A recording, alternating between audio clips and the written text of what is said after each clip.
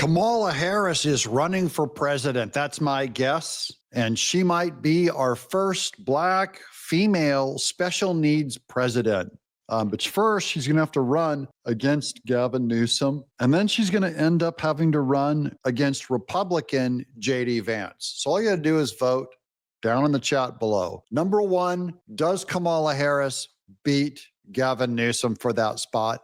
And number two, does Kamala Harris beat J.D. Vance? Because, J.D. Vance, he's not Trump. We're going to find out, right? I'll build my case across this episode. I could be wrong. Welcome to Doug in Exile, where you are what the show is about. Not about me. It's about our community. I'm just sitting here talking. I'm nothing without you, okay? You don't watch? I got nothing. Here's the statement from Kamala Harris yesterday. Over the past 6 months, I've spent time reflecting on this moment in our nation's history. Why do you have to start your sentence that way? That's like the dumbest, as if she's trying to tell you that she's not running for California governor. And she starts by reflecting on this moment in our nation's history. Don't flatter yourself, Kamala. This has nothing to do with our nation's history. You're in the backwater. And the best way for me to continue fighting for the American people and advancing the values and ideals I hold dear. Of course, the whole last election, she never told us one value or ideal she holds dear, other than the ability to speak gobbledygook. Can I have some ranch dressing on that word salad? I am a devout public servant. I thought she was going to say she's a devout Catholic, but we know she's an atheist. She's some kind of a okay. I'm a devout public servant, and from the earliest days of my career, I have believed that the best way I could make a difference in people's lives and fight for a better future was to improve the system from within. And it has been a profound honor to do that work and serve the people of California and our nation. Well, you're doing a bang-up job for California, Kamala. As a prosecutor and a persecutor, Attorney General, United States Senator, and Vice President. In recent months, I've given serious thought to asking the people of California for the privilege to serve as their governor. I love this state. So do I. And its people and its promise. It is my home, but after deep reflection, oh, honey, have you ever reflected deeply in your life? After deep reflection, I've decided that I will not run for governor in this election. Right now, there's a giant party in California breathing a huge sigh of relief. If she ran for governor in California, there's a very good chance with her name recognition that she would have won. I'm happy for California. I'm also happy for our country because there's no way in Hades that she wins the presidency, especially after losing it once. Here's the rest of our statement. I know this is painful to have to read, guys. I'm here to punish you, I guess. I have extraordinary admiration and respect. It's just dumb. I'm going to end on her final quote. In the United States of America, power must lie with the people, and we, the people, must use our power to fight for freedom, opportunity, fairness, and the dignity of all. I will remain in that fight. I think she's going to make a lot of money running for president. Remember, this is the lady who spent $800,000 an hour on her campaign. That's what it cost. The good news is, if she's not running for governor, then Rep. James Comer says we can better investigate and question Kamala Harris about what she knew about everything. Congressman, are you going to subpoena someone like a Kamala Harris? I think that's another great thing about Kamala Harris not running for governor. She's going to have more time to come before the House Oversight Committee and testify about Joe Biden's cognitive decline. Okay, well, so let's get her in there on the auto pen scandal. Even though she's special needs and probably could be even more mentally impaired than Joe Biden, they're going to ask her as an expert witness, what did you know when? Now, did you know she's also writing a book? This is even more painful. This is her promotional video of her new book coming out. I don't know what she got paid. Probably not much. It's called 107 Days. And that's the new theme for Kamala Harris. And I believe it's going to be what she runs her presidential campaign on, 107 days. What's that mean? She's saying she didn't have hardly any time to run her campaign. And that's the excuse they're giving for why she lost is they only had 107 days. And she's using that excuse and even named her book 107 Days. This is marketing for her presidential run. Just over a year ago, I launched my campaign for President of the United States. 107 days, traveling the country, fighting for our future. The shortest presidential campaign in modern history. That's all you need to know about this. This thing goes on for minutes and it is disgusting and awful because she's so terrible. But did you hear the complaint, the passive aggressive complaint in that title? It was the shortest presidential campaign in modern history. The shortest campaign in modern history. Perhaps the only shorter one was her run originally when Biden won, and she pulled out because she got 0 delegates before they handed it to her. But so just so you can see, this is what she's running on. Last time I had the shortest campaign in history, and that's why I lost, not because special needs, near comatose car wreck of a candidate. You want to hear from Juan Williams on this? Here's Juan Williams saying her pull from Congress is proof that she is running for president. Just so you guys don't think that I made that up, a lot of people are connecting those dots. Also in California, news today that former Vice President Kamala Harris is not going to run for California governor, saying that she's been thinking about things for 6 months about how best to move the American people forward, and we don't have a final answer on that. Do you think she's running in 28? I think that might be where we're going here. I think, though, she got a little bit of a shock when she looked at some of those internal polling numbers and saw that, you know, despite having run for president, there was no overwhelming support for her. That was in California for governor, guys. Now, if Kamala Harris can't win California, she cannot win the United States. There ain't enough Democrats in the world. So the Democrats in California, they were creeped out by her. Their donors were creeped out by her. They gave no money. And so her conclusion is, oh, I'll run for president, you know, where I have to take Oklahoma into account and Arizona into account.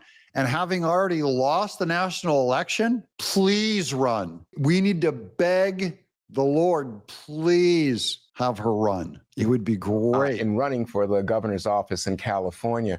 And going forward, I must say, you don't hear a lot of people on the ground saying, oh, yeah, we want her to come right back. You know, the larger point here about Harris and about the Democrats is they're looking for a leader. They're looking for messages. Redistricting, as was just pointed out, is something they are all consolidated in their anger at. Right now, though, you can't run on redistricting. People don't even know what it is. So that's a loser issue. You're going, and we're running. She's going, I'm going to run for president on redistricting. Redistricting. What a wonky term. I think when you look at the whole redistricting map, it's about panic on the part of Republicans. Tony Fabrizio, the pollster, you know, works with President Trump, has said it's an uphill slog, given the historical reality that parties in power typically lose big in midterms. And it's going to be right now predicted. What they're talking about is far more than 5 seats going in the Democrats' direction. Okay, he's claiming we're going to lose 5 seats in the House, which would really give Democrats a pretty big pad to screw up Trump's agenda. And if they're united 100%, it might be enough for them to impeach him again. In the House side, the Senate side, the map looks pretty good for Republicans, Meredith. But what about Kamala Harris? That's for the House of Representatives. And her political future. I mean, it kind of was a mysterious message at the end suggesting maybe this is a presidential run in the making. Yeah, perhaps. There's been reporting that she was, you know, she met with her advisors, that she mulled things over before she came to this decision. But, you know, the flights to New Hampshire, to South Carolina, I'm sure we're going to see some more high profile visits in the coming months as the Democratic Party, as leaders head to some of these states. And okay, so we're going to look for that trigger, a flight to North Carolina or New Hampshire, where the Democrats always have to kind of start seeding the ground. Now, some of you are wondering, going, what about, you said J.D. Vance was running. What about Marco Rubio? Marco Rubio, we already did a video on this. I'm just going to show the clip again real quick. Marco Rubio is acting like a vice president to J.D. Vance is president. So this is exactly what a vice president on the ticket would say. And that's why I'm saying, the ticket's going to be J.D. Vance and Marco Rubio as vice president, and he's not going to run in the primary. Final question. You just brought up your run in 2016 for president.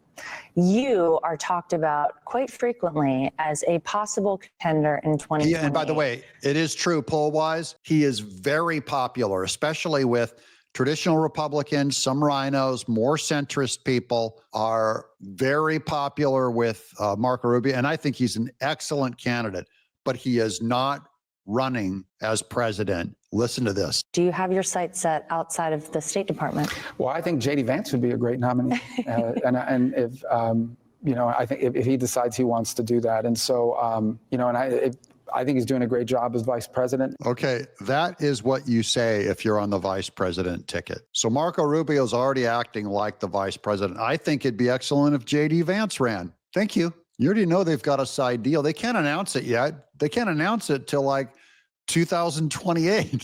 So we're a little early on that prediction. But I was the first, I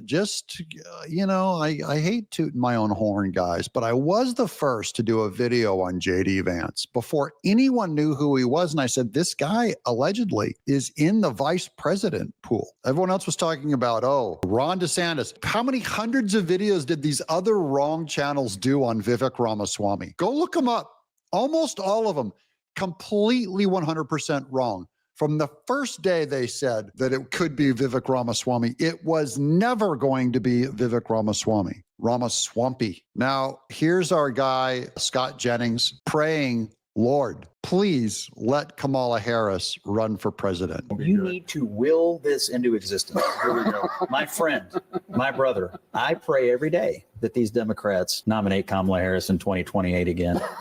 And you're here down talking. I don't understand. I just don't see it, Scott. I need you to help me will this into existence. It would be the best for America. Well, Democrats, for our party, of course. If you, whatever. But Scott, I say that you don't like. Please, Kamala Harris.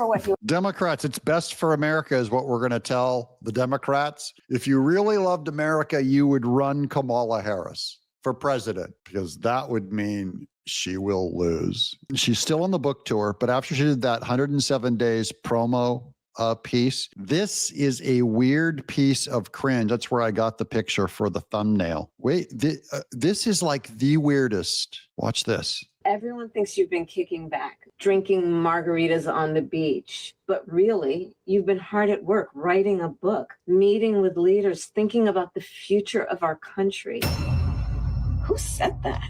Thinking about the future of our country. Who said that? She said that. And by the way, she is right. Everyone thinks that she's drinking margaritas, including right here. I think she's about 4 margaritas into this video right now. If you cut her open, alcoholism pours out. We do need to hold her accountable for her role in the cover-up and the treason, which is ongoing, the cover-up conspiracy, because no one's reversed themselves on the Russiagate thing. Here's Mike Davis on, we're not going to forget, and we have to go after them. We started to build up this Wilsonian model of governments where we're going to have unelected, unaccountable federal bureaucrats who are not accountable to the president, make all these decisions for us.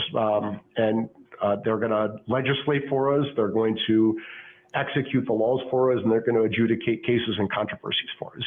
This is about that elite group that are going to actually be in control of the country. They're the same ones that removed Biden and threw Kamala Harris in without a vote after the debate. After the Democrat people nominated Biden to run again, they just simply replaced him with Kamala Harris.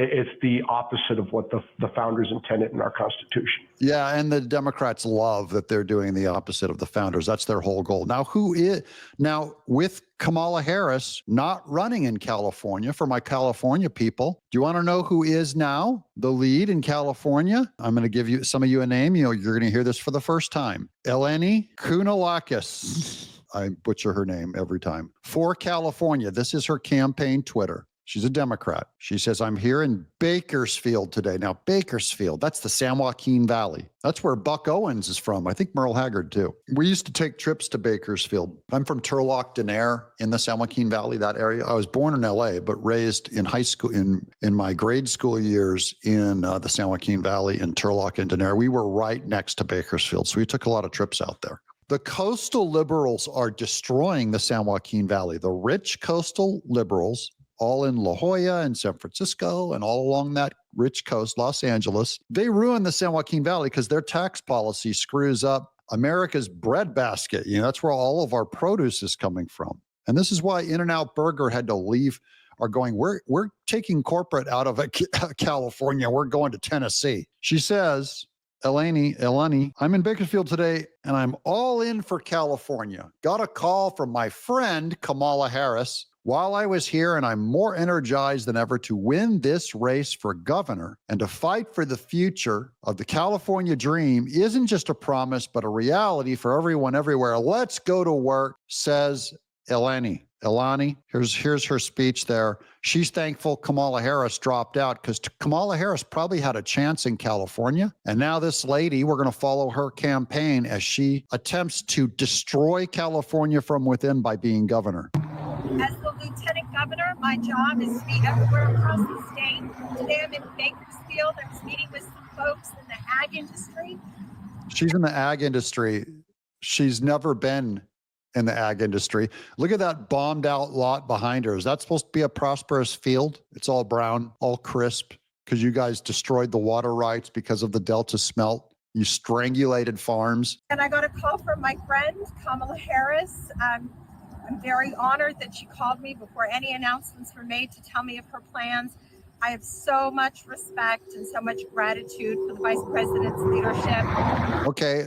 She has respect and gratitude for Kamala Harris's leadership. If you guys want to vote for that in California, let me know in the chat below. Who's going to win 2028? Kamala Harris or JD Vance? Or will it be Gavin Newsom versus JD Vance? Let me know. Will it be Kamala Harris or Gavin Newsom? Give me your pick versus JD Vance. I'm Doug in Exile. Shout out to the Quad Club. Subscribe.